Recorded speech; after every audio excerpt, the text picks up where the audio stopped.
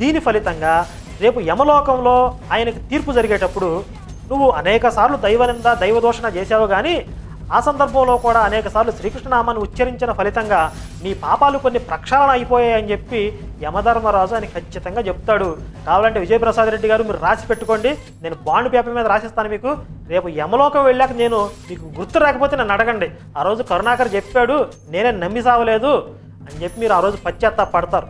అదే నేనున్నాను అనుకోండి, యేసు దగ్గరికి వెళ్ళాను తీర్పు కోసం ఒకవేళ, అప్పుడు యేసు ఏమంటాడు, ఆయా నువ్వు నా గురించి అనేక పుస్తకాలు రాసావు, అనేక వీడియోల్లో మాట్లాడావు, నా పేరుని అనేక సార్లు ఉచ్చరించావు, కనుక నేను నీకు ఉత్తమ గతుల్ని కలిగిస్తాను, పుణ్యలోకాలు ప్రాప్తిస్తాయి అనడు.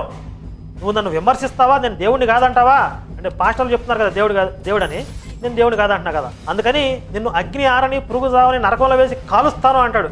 అంటే యేసు నామాన్ని ఎన్నిసార్లు ఉచ్చరించినా కూడా నాకు ఎలాంటి ఫలితం రాదు. కానీ విజయప్రసాద్ రెడ్డి గారు శ్రీకృష్ణ నామాన్ని